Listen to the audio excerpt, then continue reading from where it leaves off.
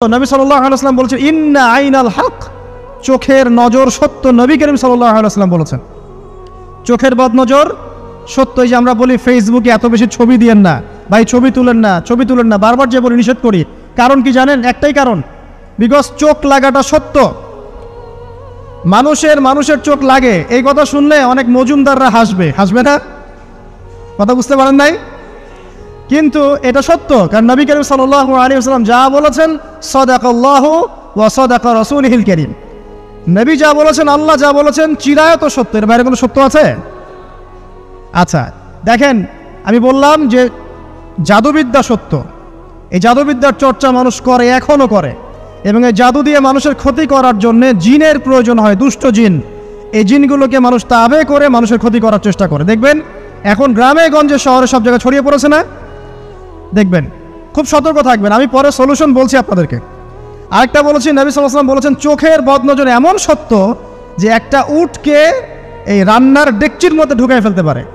মানে একটা উট খুব সুন্দর ভালো, আপনি দেখছেন মাশাআল্লাহ বলেন নাই, নজর লেগেছে, উটটা মারা গেছে দেন, তারপর তাকে জবাই করে খেয়ে ফেলতে হয়েছে। একজন সাহাবী গোসল করছিলেন, গোসল, এটা হাদিস সহিহ। এই যে আলেম ওলামা যারা আছেন তারা জানেন যে এই হাদিস সহিহ। একজন সাহাবী গোসল করছেন, তার গায়ের চামড়াটা খুব সুন্দর ছিল, একদম স্কিনটা অনেক সুন্দর থাকে না এমন কিছু মানুষ? আচ্ছা, এখন আরেকজন সাহাবী এই গোসল দেখছেন দূর থেকে, দেখে বলছেন যে কি চমৎকার তার শরীরের রংটা, যেন কুমারী নারীর মতো, অনেকটা এমন একটা কথা তিনি বলেছিলেন। সাথে সাথে এই সাহাবী অজ্ঞান হয়ে পড়ে গেছে। কোন সাহাবী? যিনি গোসল করছিলেন। এটার আপনি কোনো ব্যাখ্যা দিতে পারবেন না তো, এখানে কোনো সায়েন্স দিয়ে বা মেডিকেল সায়েন্স দিয়ে আপনি কোনো ব্যাখ্যা করতে পারবেন না। একটা ব্যাখ্যা দিতে পারেন, কিন্তু কেন সেটা হলো সেটা আপনি অ্যান্সার খুঁজে পাবেন না। তো নবী সাল্লাল্লাহু আলাইহি ওয়াসাল্লামের কাছে নিয়ে যাওয়া হলো তাকে। তিনি বললেন যে এই ব্যক্তির ব্যাপারে কি কেউ ভালো মন্দ কিছু বলেছিল? তখন একজন সাহাবী বললেন, হ্যাঁ, অমুকে বলেছে এর স্কিনটা অনেক সুন্দর, তোকে ডেকে নিয়ে আসো। ওকে ডেকে আনা হলো। ডেকে আনার পর নবীজি তাকে অনেক শাসালেন, তোমরা তোমাদের ভাইদেরকে কি মেরে ফেলতে চাও? তখন এই সাহাবী তো অবাক, আমি আবার কখন মারতে চাইলাম ইয়া রাসূলুল্লাহ? আমি তো মারতে চাই নাই, আমি তো খালি বলেছি যে তার গায়ের রংটা অনেক সুন্দর। তখন তিনি বললেন, কেন তুমি সুবহানাল্লাহ বললে না, কেন তুমি মাশাআল্লাহ বললে না? যখন মাশাআল্লাহ বলবেন, সুবহানাল্লাহ বলবেন, নজরটা লাগবে না। আর যখন আপনি মাশাআল্লাহ বলবেন না, সুবহানাল্লাহ বলবেন না, দেখবেন নজর লেগে গেছে। আপনি বিশ্বাস করেন ব্যবসা খুব ভালো চলছে, মানুষ বললো যে বাহ তোর তো ব্যবসা হেভি, লালে লাল শাহজালাল, ঠিক আছে, দেখবেন আপনার কেনা বেচা বন্ধ হয়ে গেছে। এরকম হবে, আমার কথাটা বিশ্বাস করেন। এটা কিন্তু সায়েন্স প্রমাণ করতে পারবেন না, আল্লাহ এবং তার রাসূল বলেছেন, তার উপরে কোনো সত্য নেই। আছে সূরা কাহফ 29 নম্বর আয়াত পড়ে দেখেন, আল্লাহ পাক বলছেন ওয়াকুলিল হাক্কু মির রাব্বিকুম, সত্য সেটাই যা তোমার রবের পক্ষ থেকে আসে। ফামান শাআ ফালইউমিন, যার ইচ্ছা হয় বিশ্বাস করুক, ওয়ামান শাআ ফালইয়াকফুর, যার ইচ্ছা হয় সে অস্বীকার করুক। এই কারণে আমরা বলি ফেসবুকে এত বেশি ছবি দেওয়া, এই আই ওয়াশ করা, এই যে শোডাউন করা, হ্যাঁ, ইসলামের কিছু কাজ করলেন একদম মানুষকে না দেখাইতে পারলে ঘুম হচ্ছে না, এগুলো বন্ধ করেন, এগুলো বন্ধ করে দেন আল্লাহর ওয়াস্তে। অফলাইনে কাজ করেন, নিজেকে গোপন করার চেষ্টা করেন। যত বেশি মানুষের কাছে নিজেকে এক্সপোজ করবেন, কাজের বরকত কমে যাবে, কাজের বরকত কমে যাবে, চোখ লাগবে, নজর লাগবে।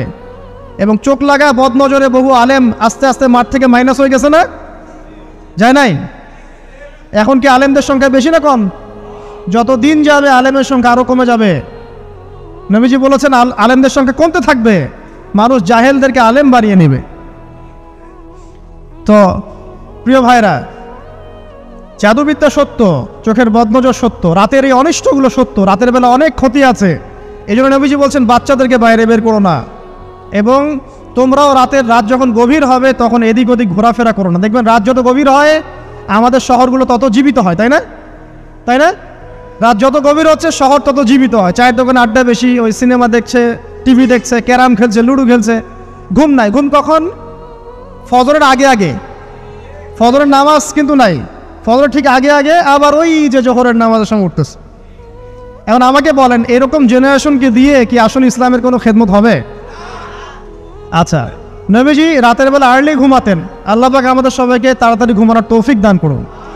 হ্যাঁ, আপনি ইলম চর্চা করলে রাত জেগে থাকতে পারেন, আপনি যদি জ্ঞান চর্চা করেন রাত জাগতে পারেন, আপনি কোনো গবেষণা করছেন, নামাজ পড়ছেন বা কোরআন হিফজ করছেন, আপনি রাতের আর্লি উঠবেন, এটা আলাদা বিষয়।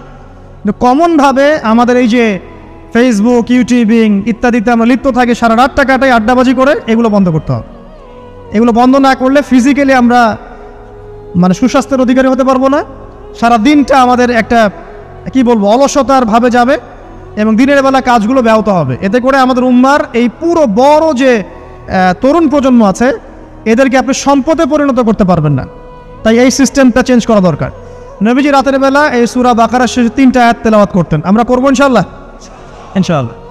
আরেকটা আমল বলে দেই, নবী করিম সাল্লাল্লাহু আলাইহি ওয়াসাল্লাম রাতের বেলা সূরা মুলক তেলাওয়াত করতেন। কোন সূরা? এটা কোন সূরা? তাবারাকাল্লাযী বিয়াদিহিল মুলক। কয়টা আয়াত আছে? 30টা আয়াত আছে। নবীজি বলেছেন সাল্লাল্লাহু আলাইহি ওয়াসাল্লাম যে এই সূরা আপনাকে কবরের আযাব থেকে বাঁচাবে ইনশাআল্লাহ। কবরের আযাব থেকে তো ভাই বাঁচা খুব সহজ নাকি? আমাদের মধ্যে এমন কেউ নাই, শোনেন, আমাদের মধ্যে এমন কেউ নাই আলেম জালেম মুফতি মুহাদ্দিস রাজনৈতিক নেতা পলিটিশিয়ান বিরোধী দল জাতি তারপরে যে সরকার দল যে আছে না কেন কবরের শাস্তি ফেস করবে না এমন একটা মানুষ নাই, কেউ নাই পৃথিবীতে। এই যে আপনি দেখছেন ওই যে কি ইসরায়েলের প্রধানমন্ত্রী, ওই রাশিয়ার প্রধানমন্ত্রী, ওই চায়নার সভ্যতা, পশ্চিমা সভ্যতা, এমন কেউ নাই পৃথিবীতে এখন যাকে কবরের শাস্তি ভোগ করতে হবে না। আছে? সবচেয়ে লঘু শাস্তি মানে লঘু চাপ, এটা বলতে গেলে আসলে আমি ভাষা হারাই ফেলি। তারপরে বলছি আল্লাহ পাক আমাদের সবাইকে হেফাজত করুন, আমিন। একজন সাহাবীর নাম সাদ বিন মুয়াজ। কি নাম? নবী করিম সাল্লাল্লাহু আলাইহি ওয়াসাল্লামের সাথে একদম ডান হাত হয়ে যুদ্ধ করেছেন দীর্ঘদিন। বদর তিনি বীর সেনা, উহুদের বীর সেনা, ঠিক আছে। খন্দকের যুদ্ধেও বীর বিক্রমে যুদ্ধ করেছেন। তিনি আনসার সাহাবী, একদম মদিনার নেতা সাহাবী। সব সাহাবী কিন্তু একরকম নন, কেউ ছিলেন নেতৃস্থানীয় সাহাবী, তিনি ছিলেন একজন নেতৃস্থানীয় সাহাবী, ঠিক আছে। সাদ বিন মুয়াজ নবী করিম সাল্লাল্লাহু আলাইহি ওয়াসাল্লাম এত ভালোবাসতেন তাকে, এত ভালোবাসতেন যে তাকে নিজের মনে করতেন যে সাদ বিন মুয়াজ আনসাররা আমার নিজের। চারটাখানি কথা। এই সাহাবীর খন্দকের যুদ্ধে এই যে হাতের এই দিকে সম্ভবত হাতের এই রগের মধ্যে একটা তীর এসে লাগে এখানে, এবং তীরটা তিনি বের করতে গিয়ে রক্তটা ছিঁড়ে যায়। এরপর ফিনকি দিয়ে রক্ত বের হওয়া শুরু হয়। চিকিৎসা করে করে রক্ত বন্ধ করা যায় নাই, এবং এই রক্তের প্রবাহিত রক্তেই আল্লাহর ইচ্ছায় তিনি শাহাদাত বরণ করেন, তিনি ইন্তেকাল করেন। নবী করিম সাল্লাল্লাহু আলাইহি ওয়াসাল্লাম প্রচণ্ড ব্যথিত হন, মানে মনটা তার খুব নরম হয়ে যায় সাদ বিন মুয়াজ রাদিয়াল্লাহু আনহুর জন্য। তো এই সাহাবীর যখন জানাজার নামাজ পড়ানো হচ্ছে, নবীজি বলছেন 70,000 ফেরেশতা তার নামাজে অংশ নিয়েছে। আর এই সাহাবীকে যখন কবরে শোয়ানো হয়েছে, নবী করিম সাল্লাল্লাহু আলাইহি ওয়াসাল্লাম পরে জানিয়েছেন কবরের যে মৃদু চাপ, সাদ বিন মুয়াজ রাদিয়াল্লাহু আনহুর কবরেও সেই মৃদু চাপ দেওয়া হয়েছে। আমি কি বুঝাতে পারলাম ভাই? আমাদের কোনো দাম আছে এখনকার পলিটিশিয়ানদের কোনো দাম আছে? এখনকার সমাজ নেতার কোনো দাম আছে? এখনকার সুদখোরদের কোনো দাম আছে? এই ঘুষখোর দুর্নীতিবাজদের কোনো দাম আছে? আমরা যারা কাঠমোল্লা হয়ে আছি আমাদের কোনো দাম আছে? সাদ বিন মুয়াজ রাদিয়াল্লাহু আনহু যদি কবরের শাস্তি তাকে না ছাড়ে, প্রশ্নোত্তর পর্ব তাকে না ছাড়ে, আমরা পার পাবো?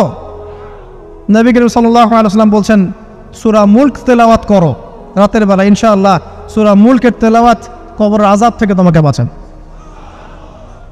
আর আমাদের তো ভাই কবরে সবাই সাথে যাবে না, গার্লফ্রেন্ড যাবে না, বাপ মা ভাই বোন সবাই যাবে না। একজন ব্যক্তি সুদ খাচ্ছে, জিজ্ঞাসা করে দেখেন কেন খায়, বলবে তার সন্তানের জন্য খায়, তার বউয়ের জন্য খায়, তার মা বাবাকে দেখতে হবে তাই খায়, তাই না? একজন ব্যক্তি ঘুষ খায়, বলবে আমার পরিবারের জন্য খাই।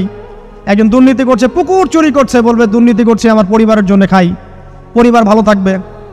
সবার একই এক্সকিউজ যে পরিবার যেন ভালো থাকে, আমার সন্তানরা যেন ভালো থাকে, আগামী প্রজন্মের জন্য কিছু রেখে যেতে পারি, তাই না? এরকম একটা মানুষও কি আপনার সাথে কবরে যাবে?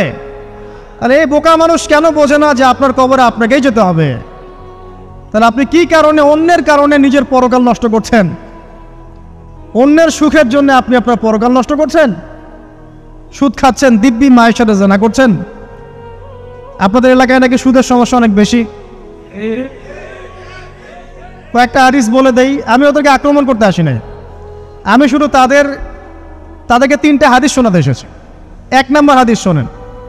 আল্লাহর নবী মুহাম্মদ সাল্লাল্লাহু আলাইহি ওয়াসাল্লাম বলেছেন সুদের পাপের 73টা শাখা আছে। কয়টা? কোনো হাদিসে 70টাও আছে, কোনো হাদিসে 73টা আছে।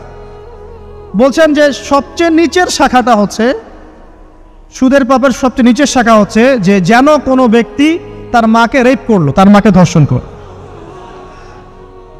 1 দিরহাম যে ব্যক্তি সুদ খায়, সহিহ বুখারীতে আরেকটা হাদিস এসেছে, সে যেন 36টা মেয়েকে ধর্ষণ করলো। আর আমি একটা কথা বানায় বলছি না, যদি বিশ্বাস না হয় কওমি মাদ্রাসা আছে, আলেম ওলামা আছে, গিয়ে বুখারী খুলতে বলেন, পড়তে বলেন, খালি একবার পড়তে বলেন, দেখেন যদি না থাকে তাহলে আমাকে এর সাথে থাপ্পড় দিয়ে যায়। যদি না থাকে হাদিস এটা, তাহলে আমার গালে একটা থাপ্পড় দিয়ে যায়। আর যদি থাকে তাহলে আল্লাহর রাস্তায় সুদ খাওয়া ছেড়ে দেন। কোনটা করবেন? চ্যালেঞ্জ করবেন? নবীজি বলেছেন 1টা দিরহাম যে ব্যক্তি সুদ খায়, দিরহাম মানে কি? রৌপ্য মুদ্রা। এটা এখন দেখতে পারবেন না, জাদুঘরে আছে।